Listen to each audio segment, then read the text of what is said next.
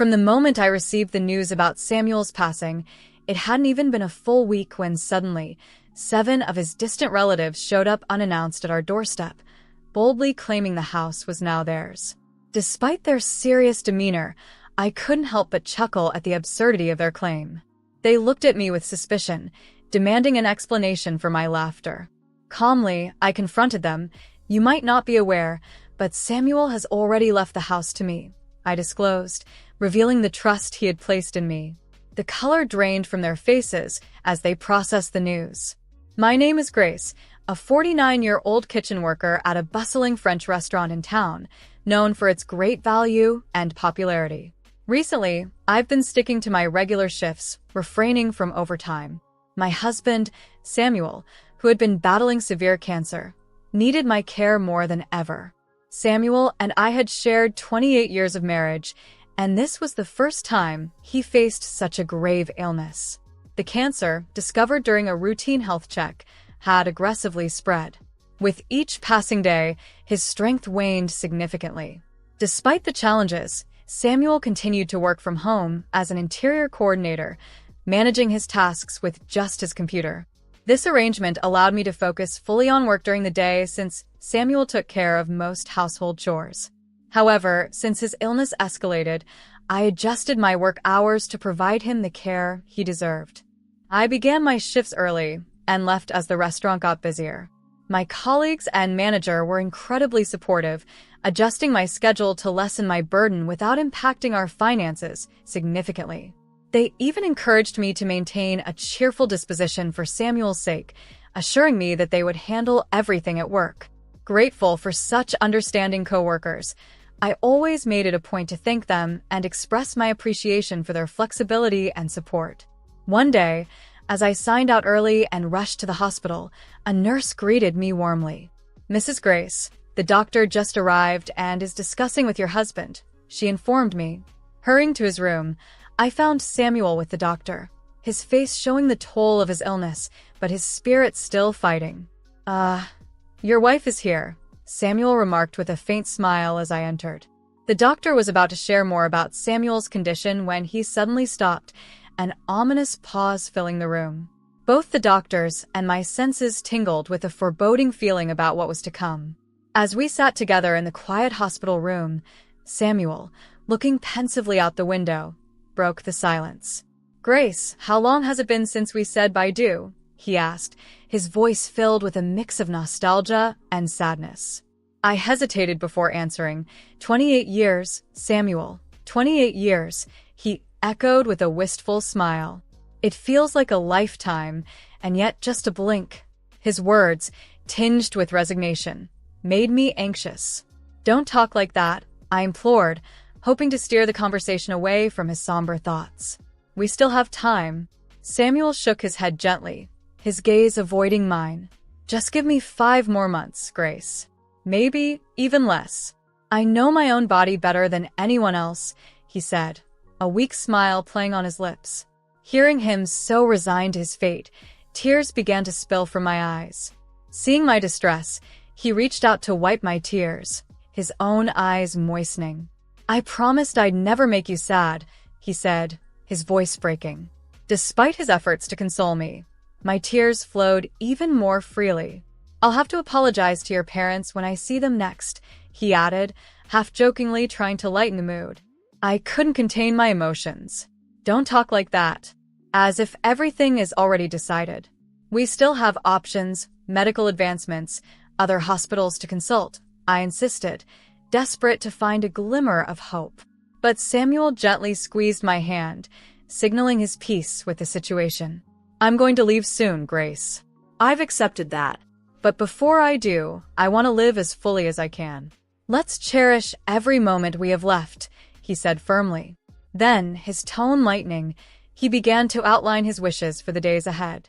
"I don't want to spend my remaining time here in the hospital.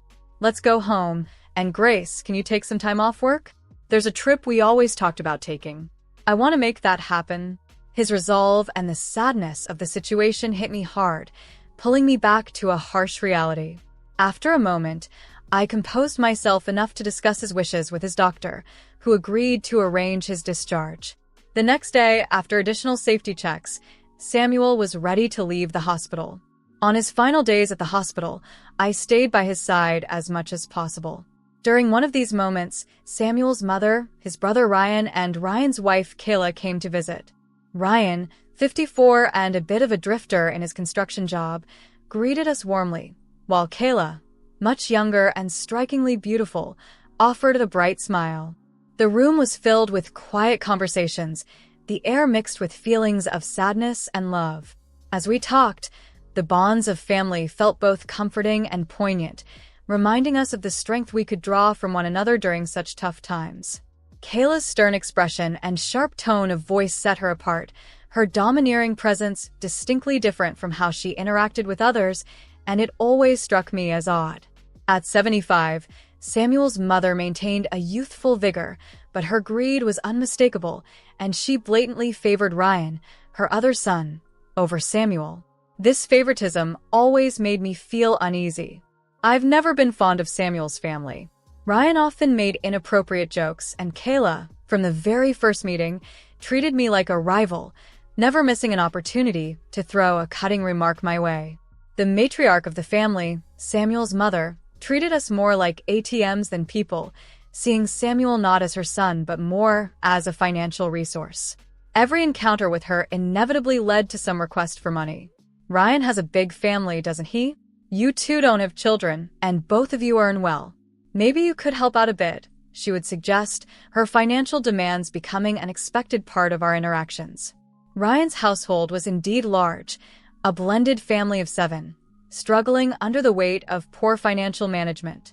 After his first wife left him, Ryan remarried Kayla and expanded his family, yet their finances were always messy. They relied heavily on external support, constantly asking us for money to get by. What's with the crowd? And why the cold treatment to your mothers? Samuel's mother would complain, pressing us to take better care of her, especially since she had been lonely after Samuel's father passed away. Her behavior had changed drastically after her husband's death. He was a strict and rational man who kept her more grounded. Without him, she seemed to lose all restraint, her demands for money becoming more frequent and bold.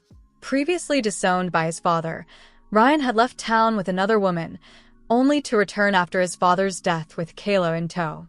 This town supported child-rearing, but raising 5 children required significant financial strength, a reality that seemed lost on Ryan and Kayla.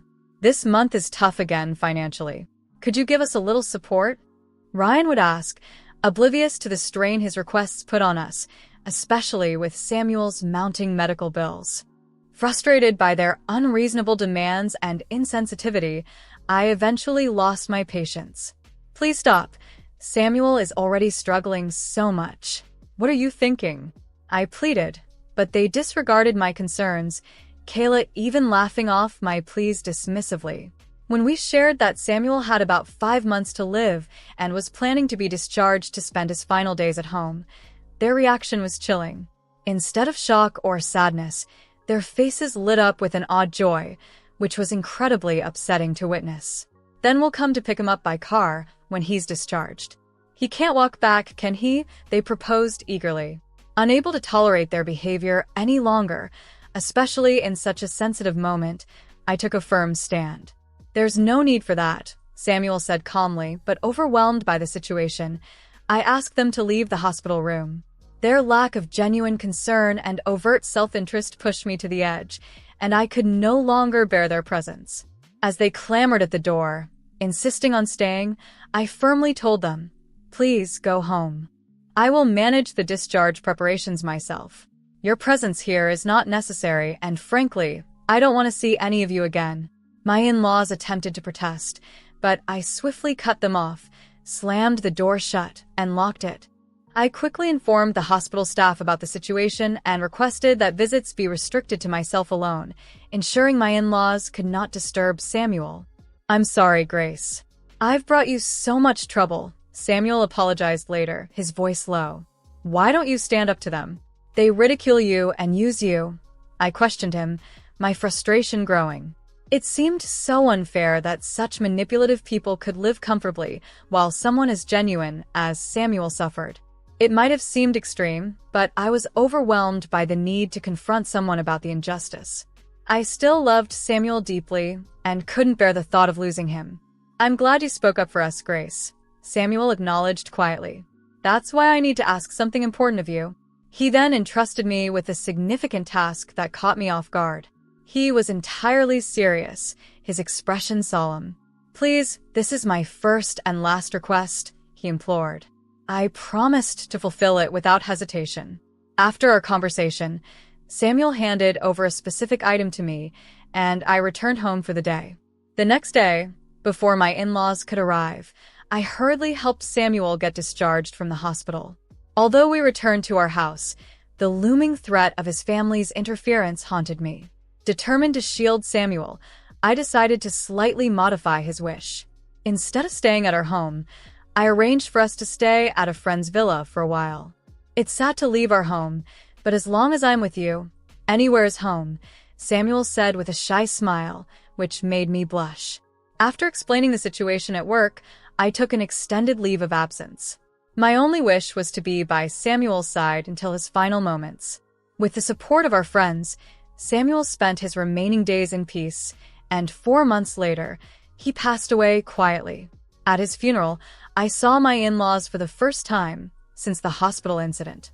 I braced myself for their comments, but instead of showing any genuine sorrow, they merely gave me smug smiles.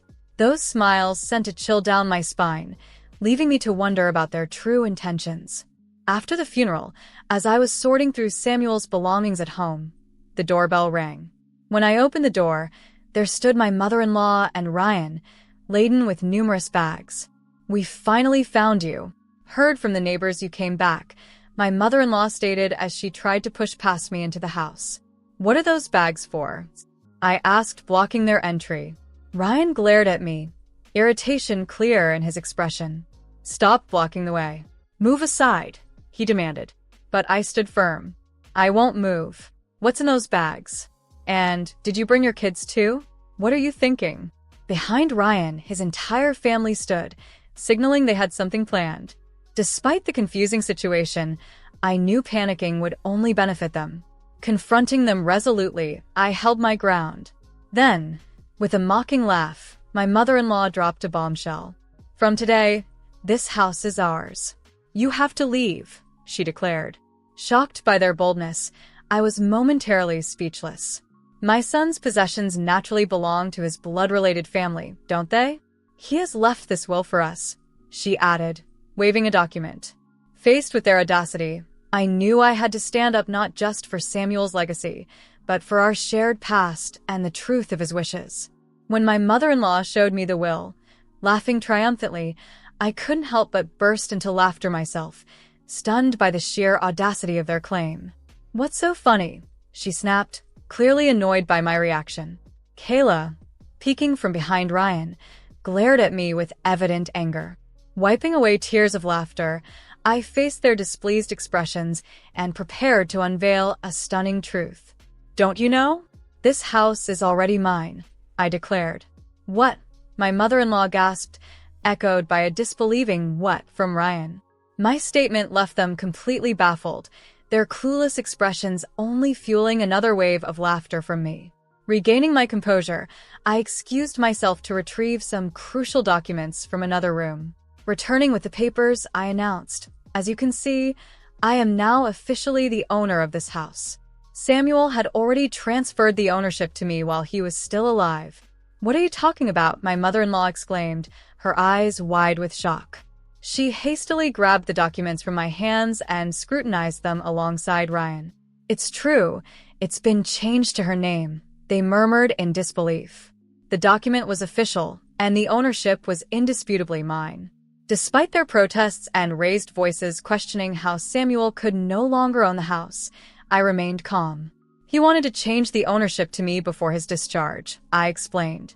"He thought it would be more useful for the future if he transferred it to my name while he was still alive." Interrupting me, my mother-in-law thrust her copy of the will at me. "This can't be.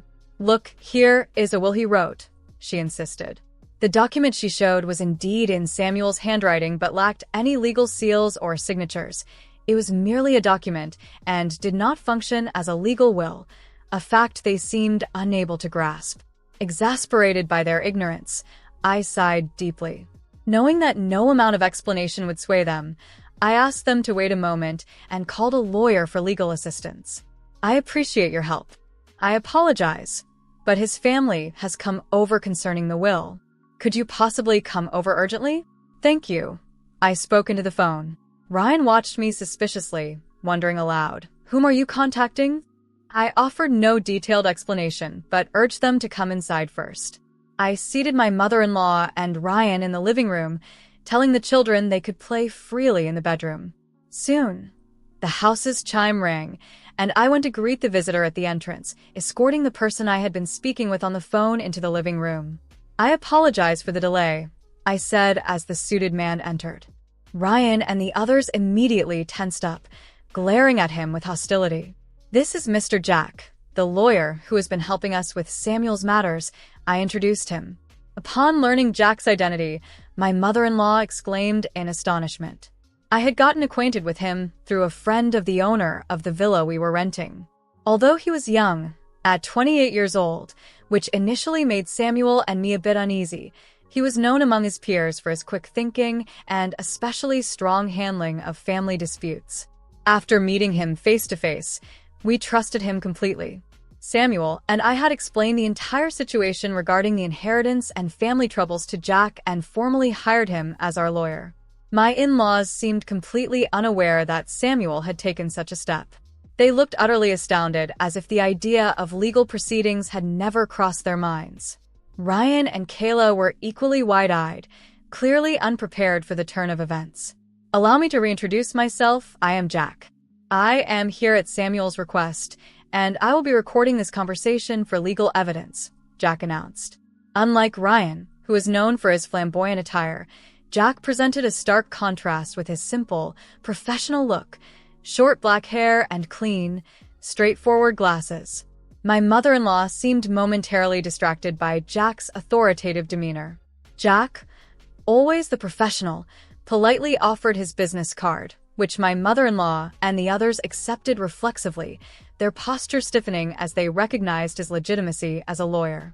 We settled onto the sofa, with Jack and I on one side facing my in-laws. Jack expertly set up the voice recorder as the formal discussion commenced. "May I take a look at the will you have brought?" Jack asked in a composed tone. The slight tremble in my mother-in-law's hand as she passed over the document revealed her anxiety about securing the inheritance without solid legal backing. Jack reviewed the will carefully. After a moment, he handed it back to her with a polite smile, which seemed to heighten her nervousness. "Was that Samuel's will?" she asked eagerly. "Yes, indeed. It appears to be Samuel's handwriting," Jack confirmed. She quickly interjected, confident now. "See. With this, the house becomes ours." However, Jack calmly clarified, "That will is an older version, though." "What do you mean?" my mother-in-law exclaimed, taken aback. "It seems you did not catch that the will you presented is indeed Samuel's, but it dates from an earlier time. The will that is officially recognized as valid is this more recent one," Jack explained, producing a newer will from his bag. "This document is more recent, and it reads, 'I leave all my assets to Grace. The previous will I wrote for my mother is hereby revoked, and this document shall stand as my official will.'" Kayla snatched the newer will from Jack to inspect it herself, her face falling as she noted the recent date, the seal, and even Samuel's fingerprint impression, which confirmed its authenticity and official status. Ryan and Kayla's complexions turned ashen as they realized the implications. My mother-in-law could only quiver, her lips trembling in shock. Ryan, overwhelmed by frustration and betrayal, confronted his mother fiercely. "You said all the inheritance would be ours." His tone was so vehement it bordered on threatening, causing Kayla to intervene. Despite her efforts, Ryan's anger was palpable, and his verbal barrage continued unabated. As the situation escalated, I fixed Ryan with a stern glare and spoke calmly, "Please stop causing a disturbance in someone else's home. It's troublesome." "What did you say?" Ryan retorted sharply. "If you cause any more trouble here, Jack will confirm everything, and if necessary, we will consider taking legal action. The mention of legal consequences and Jack's preparedness to enforce them seemed to bring Ryan back to a sense of reality. The chaotic scene underscored the importance of having legal protection, and it was clear that Jack's presence was pivotal in handling the situation. Facing a lawyer like Jack, Ryan, who lacked legal knowledge, found his resistance futile. He nervously settled back onto the sofa. The room had fallen silent when I decided to press further, asking my mother-in-law, did Samuel truly write this will himself during his hospital stay? Yes, he did. Samuel wrote it for me while he was in the hospital, she responded, irritation creeping into her voice. Really? Was Samuel happy to write it? I probed deeper, causing her frustration to become more apparent. This line of questioning felt like an interrogation, and it was clear she was uncomfortable. Enough already. That's what I've been telling you. Kayla snapped defensively, supporting my mother-in-law who nodded in agreement. Catching Jack's eye, I gave him a discreet nod. He adjusted his glasses and nodded back affirmatively, signaling it was time to reveal a critical piece of information to my in-laws. That's an interesting story, but it seems a bit off, I began. Actually, hospital surveillance cameras recorded you forcing Samuel to write the will. As I spoke, I pulled out my laptop and inserted a USB drive provided by the hospital into the computer. Samuel had confided in Jack that he felt coerced into writing the will. We informed the hospital, which cooperated by providing the surveillance footage. I quickly loaded the video and played it on the screen. The footage was damning, capturing my mother-in-law in a threatening tone. We'd be in trouble if you died, and the inheritance didn't come through, as she pressured Samuel to write the will. Ryan and Kayla were also visible in the video, complicit in the coercion. If you don't want anything bad to happen to your wife, just write the will quietly, they could be heard urging Samuel. Hey Samuel, just sign this, and nothing will happen to her, so don't worry. This video was taken 5 days before Samuel was discharged from the hospital. As their scheme unraveled before their eyes, my in-laws scrambled for excuses. No, it's not like that. It was just a joke that went too far, Kayla pleaded. I saw a drama before going to the hospital where the villain looked so cool. I just imitated it without thinking. I didn't mean it seriously, please forgive us. Their flimsy excuses only deepened my frustration, and I sighed at their pitiful display. If you had admitted it honestly, it might have been one thing, but trying to hide it clearly shows your intent, I remarked. Jack, can we apply charges of extortion based on this? I asked. Absolutely, Jack replied with a broad smile, picking up the voice recorder. The statements provide sufficient evidence. Ryan and Kayla, realizing they had forgotten about the voice recorder, showed their astonishment. That means, including compensation for the victim, we will be filing for damages against all of you. This can't be true. Wait a minute, Grace. Kayla protested. It was only Mom who made him sign. We were just watching. We didn't force him to sign anything. This accusation sparked a heated argument among them. It was you two who offered to help get the will written, wasn't it? My mother-in-law retorted. You said you would handle it properly, Mom. We were just watching. You were the ones rushing Samuel to write it quickly, Ryan added defensively. That was because Samuel's medical appointment was approaching. It wasn't about rushing the will. There just wasn't much time, and we thought it should be done before Grace arrived.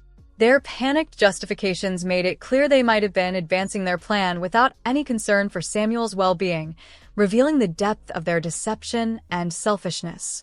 As the heated argument continued, Kayla inadvertently revealed more damaging details.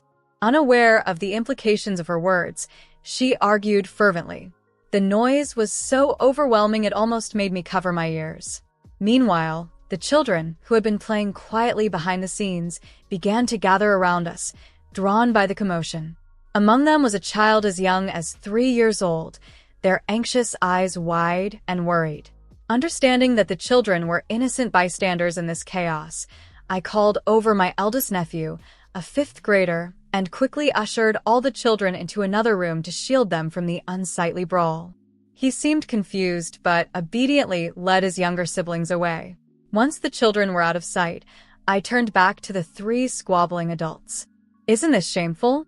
What kind of example are you setting as parents? I admonished them sharply.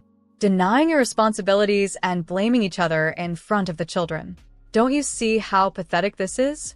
You're just trying to escape responsibility. Kayla, suddenly remembering the children who had just left, paused and showed a flicker of remorse. I truly am sorry. I acknowledge everything, not just the threats. Please forgive us, she pleaded. Ryan and his mother quickly echoed her, also seeking forgiveness. We need to support our children, so please help us with the financial part. I don't know how we'll manage if we are charged with damages. We're done for. Please overlook this. If there is a sin, I will atone for it, they begged, tears in their eyes. However, their pleas only fueled my anger further. In the end, all you think about is yourselves and money. I can't sense any real remorse from you. That's not the intent. It's just that we're financially strained, and we wanted you to understand our situation. They tried to explain, but it sounded like mere excuses. Caught off guard by my confrontation, Ryan fell silent, his mother and Kayla feeling the pressure too. I didn't give them a chance to continue their apologies and cut them off. I have no intention of forgiving you. If you truly care about your children, you should be working harder to repay your debts. Isn't everything that happened a result of your actions towards Samuel? It's all your fault. Why should I forgive you? It's unreasonable. They were left speechless, with no room to argue. If you understand, then please leave.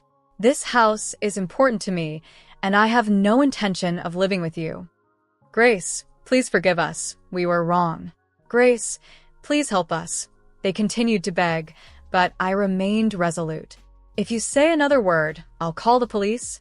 Finally, fearing the legal repercussions, they showed signs of panic. They quickly gathered their children and belongings and left the house. Jack and I watched their departure with a stern gaze, and we immediately locked the door after they left, sighing in relief that the matter was finally settling. Afterward, I asked Jack to promptly initiate the process for claiming damages. He had already prepared everything, and the claims process proceeded smoothly. The three were charged $55,000 in damages for coercing Samuel into signing the will. Unable to pay the large sum, they proposed a settlement, but I made no concessions. I will insist on full payment, I affirmed, determined to see justice done. Refusing to negotiate altered their lives drastically. My mother-in-law found herself caring for 5 children single-handedly from dawn until dusk, while Ryan and Kayla were thrust into a relentless cycle of labor. They were compelled to sell their house and relocate to a small apartment, squeezing all 7 of them into the confined space as they struggled to pay off the damages. There was no immediate hope for an improvement in their circumstances, and it seemed they were destined to endure these harsh conditions until the youngest child reached adulthood. As for me, cutting ties with them allowed me to move on. I continued living in the same house where Samuel and I had shared our lives, maintaining my routine and working as usual. Friends from work would drop by from time to time, ensuring I seldom felt lonely. Each day, I would stand before Samuel's portrait, keeping him updated on daily happenings. This became my cherished ritual. On one of his last days, Samuel had expressed a final wish. He asked that I speak to him every day, saying, "I love your voice and our conversations more than anything. So, I hope you will keep talking to me every day so that your voice can reach me even in heaven." After he passed, I solemnly vowed to uphold this promise, ensuring our connection would endure. Every day, without fail, I talked to him, recounting the mundane details of my life, the challenges and the joys, as if he were still beside me. This ongoing dialogue is not just a commitment, but a lifeline that keeps our bond alive. Regardless of what the future holds, even if illness should confine me, my daily conversations with Samuel will persist. This lasting promise to continue our dialogue until the day I depart to join him is my way of keeping our love and memory alive.